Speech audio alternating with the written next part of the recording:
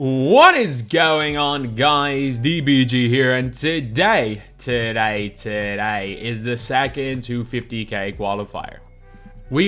This is the team we are entering. This is our current no money spend god squad. We are going to be entering to try. Yes, try qualify. Is there a chance that I qualify? There is a chance. There is a chance. I will say that much. There is a chance. Is the chance high? No, but there's a chance. Like, again, I will always say it. There are worse players than me that have qualified. I've beaten plenty of 250k qualifiers over the years, but at the same time, there are guys 30 points better than me that have never qualified. This tournament does not pick out the best 16 players. As much as they like to say the qualification system works, it doesn't. So, I am good enough to potentially fluke a qualifier. I could face 10 bots in a row and qualify. I could face 3 to 4 bots that let me win, that will not let me win, that I can beat by 60 points in a row. There's a possibility of that. And then that's qualifying. So, I might as well give it a go. And while there's a chance that I face constant bots, I could face Lamine Mill, Vardo, game 1, and get knocked out in first game. That happens as well. That can very, very easily happen. But before we get on to it, there is in fact a locker code. So, I'm pretty sure this is the code they accidentally leaked it early. So, MyTEAM dash unlimited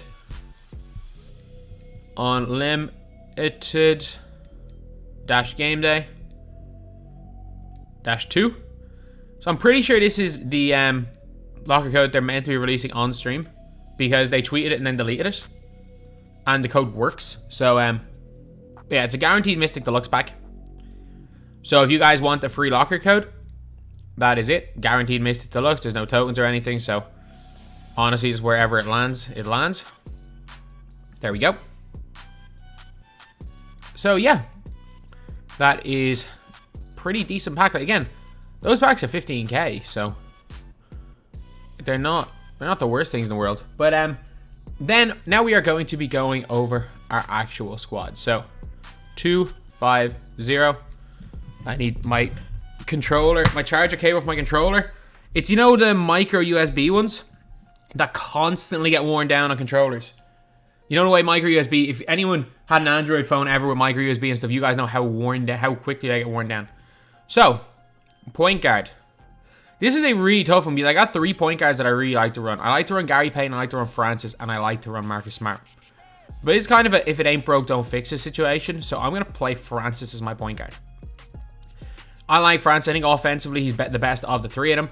And I do think that he can really light it up if needed. So if I am playing as a bad player, he can absolutely cook them. He can get a 2 on basically every possession. And I also shoot the ball quite well with Steve Francis. At the 2, we have got. And this is going to be like one of the more interesting ones. And this is a player that I just like. I don't rate him that highly. I don't think he's brilliant. Like if I come up against him, I normally just kind of leave him. But it's MLK. I just really like this card. I'm really comfortable using him. I'm really comfortable with his release. I've given him some badges when he first came out. Got like a great steal and block rating, great perimeter defense, great speed, sweep, ball, and acceleration, 95 lateral quickness as well. Well, sorry, solid speed, sweep, ball, and acceleration, but 95 lateral. He's going to be my on-ball defender for my starters because he's just such a good defender. Obviously, with half pickpocket, ball full pass, hard defender, and likes to goal clamps and stuff. He's a little bit lacking when it comes to badges, but the one thing he can do is that he can spam that Scottie Pippen behind the back. If he didn't have Scottie behind the back, he wouldn't be on the team.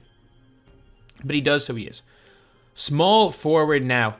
And again, this is an if it ain't broke, don't fix it. Like, I went on a huge winning streak with MIKAL Bridges as small forward. MIKAL Bridges, he's there to hit wide open shots. He's an 89 3 ball. You can see he's only averaging 3 points per game for me, but he's shooting 66% from 3 and a very solid percent from the field. He's there to dunk wide open. He's at a 6 or 7'2" wingspan, which is huge. He's got half interceptor, which is one of the best half badges in the game. Half or goal catch and shoot, goal glue hands, goal clamp. So he's a really good secondary ball defender. And he normally guards the small forward. Or if someone's running like, I don't know, Francis and Clay, he will guard Clay. And Francis will have guard small forward. So that's kind of the one lineup I'm going to really struggle against is if somebody is running with... It's like worst case scenario, if I have to put Francis on like Peyton, not the end of the world. I have to put Francis on someone that's posting up at AK, then I'm into panic mode. And then Francis plays 2 minutes in a game. Whereas Smart would have been better for that. But that's like my biggest fear. If I come up against like Penny, Hardaway, and Clay as the 1-2 is my biggest fear. And if I come up against that duo, it's going to be tough. It is going to be really, really tough. But I could be okay. I could be okay. But at the end of the day, like, I don't expect to qualify. Like, if I was really wanting to qualify, I would probably play Penny Hardaway. So not like if I really wanted it. Like if qualifying was make or break for me, as in for a lot of competitive players, qualifying is what their goal is for the year. Whereas I'm just a pretty much like good player that isn't anywhere near competitive level. So like, look, I'm hoping to, whereas these guys are legitimately qualifier bound as good as qualifiers, hoping to qualify, I'm hoping to fluke a spot. So power forward. So this one's kind of interesting because there's a lot of guys, like you could use Jonathan Isaac there. And I'm going to play Melo. Melo, power forward. I'm on current gen. Melo's not that great in current gen. He's there just to hit shots. He's there to hit shots. If needed to play defense, play defense. He's fine. Melo is he's well and truly playing like a cone, but again, he's one of the best shooters. And center, if it ain't broke, don't fix it, George Mikan. Mikan has been killing it for me. That 83 ball feels more like a 95 3 ball. Coaching, Bulls playbook with Steph Curry. Bulls playbook has two really good double screen for the wing plays that are very difficult to guard. And both of them have different looks. One of them is just a rim run, and one of them is kind of a double screen, and then the shooting guard dives to the basket, or whoever is the first screener dives to the basket and then comes up off a pin down. So there's like three options off one, and like it has like this playbook, even though it is a lot harder to call plays on next gen on current gen than it is on next gen, this playbook has some really, really good plays. Like you don't need many plays, but it has like two quick hitters that I will run if things are going wrong that work really well. Point guard off the bench. Now this is the toughest decision. Is Marcus Smart versus Peyton, because Peyton's better. I'm just putting it this way. Peyton is better than Marcus Smart. The difference is that Marcus Smart I'm more comfortable with. I shoot the ball better with Marcus Smart. I play better offense with Marcus Smart, and neither of these guys are going to play as the primary ball handlers. The difference is Peyton is just better. And I think I have to use him. I just think Peyton is better. Peyton's going to have to guard ball off the bench, but like Marcus Smart, I shoot it better with him, and he shoots from deep, and I can kind of... it's basically, do I want the better card or the card I'm more comfortable with? Peyton is better than Smart, but I'm way more comfortable with Marcus Smart. So, Peyton. Two guard, though, one of my favorite players in the game, James Harden, Amethyst. Now, this guy right here, like, man, he carries. He carries. His dunk animations are insane. Like, should I bought the diamond? Maybe, but like, this card's fine. The difference between this card and the diamond is basically all the silver badges get upgraded to gold. Every one of these silver badges, like limitless spot up and everything, I'm pretty sure. Actually, no, I think limitless spot up stays as silver. But like quick first step goes to gold, unpluckable and stuff goes to gold, and then you can add any badge you want to the 75th anniversary one. But like by the time you do all that, it's all about 100k, and like I like this Harden anyway. I think this Harden's good enough as is. And then small forward. We're going to go with... Actually, Harden comes in at small forward. I forgot about that. We got Eddie Jones. So Eddie Jones is basically MIKAL Bridges 2.0. Do I start? No, because Eddie Jones is better. I'm going to start Eddie Jones. And then bring MIKAL Bridges off the bench. Because Eddie Jones is shorter wingspan, but better shooting and better dribbling. So he's got 88 ball handle, 95 steal, 93 perimeter defense, 90 speed. 94 lateral. If you look at his badges, half interceptor as well.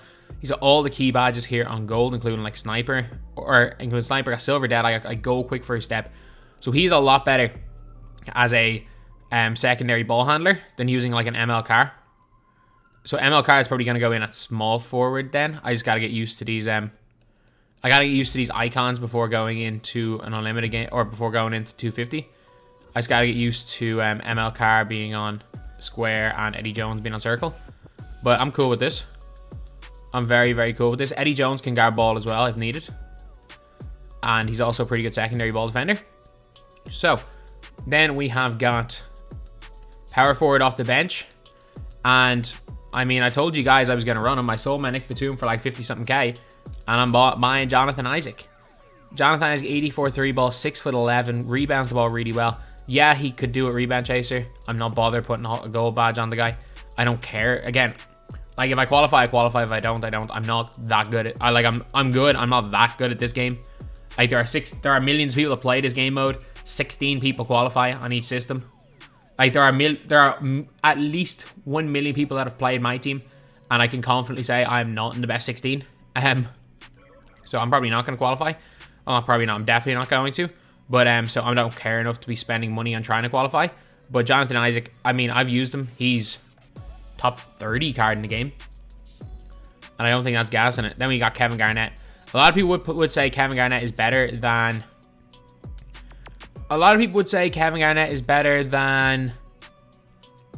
What's his name? That he is better than Mikan. But I don't know what it is with me. I just feel like Mikan just feels so much better on the offensive end. Whereas defensively, Kevin Garnett's better. So this is like our old defensive lineup anyway. Every one of these guys can play defense. Every one of these guys can play lanes. And then like we've got Peyton who can sit on ball. With our starting lineup, everyone except Francis can play defense. And honestly, if I had like a Klay Thompson, if I had like a Harden type player that I could start with Harden on the bench, like if I had like a Levine or something, Klay is probably ideal because Klay can play defense. Like as soon as 2K come out with a, like if Eddie Jones had quicker shifty, I would run Marcus Smart. I would start Peyton and run Smart off the bench. Francis wouldn't be in the team if Eddie Jones quicker shifty, but Eddie Jones doesn't, so there's no point. And then last three guys off the bench. Do I own Udonis Haslem? No. So last three guys off the bench, we're going to put in. Just make sure none of them are centers. Gold, small forwards. Kispert. Screw it, just go gold point guards. There we go. Charlie Ward. If we really need to put in Dennis Smith Jr., we can put in Dennis Smith Jr. So yeah, this is my team. I'm currently live now on Twitch, lads, for this. I'm live. This is the team that we are running with. If we win, we win. If we lose, we lose. Not the end of the world. I don't necessarily care that much. This is all just for a little bit of fun. At the end of the day, if I match up against Vardo, if I match up against Lamine or something, two guys that are probably going to qualify on PlayStation, I'll play. Once I go down like 10, I'm just going to give them the dub. Like, if I match up against someone that's legitimately trying to qualify and are legitimately better than me at the game, because there are a lot of them.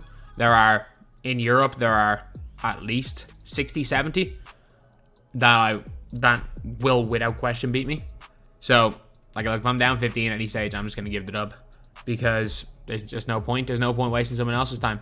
But yeah, that is pretty much it, lads. That is the video. I will be live on Twitch right now, so go check me out. A link will be in the pinned comment and the description. Thank you guys for watching. Please like, comment, and subscribe.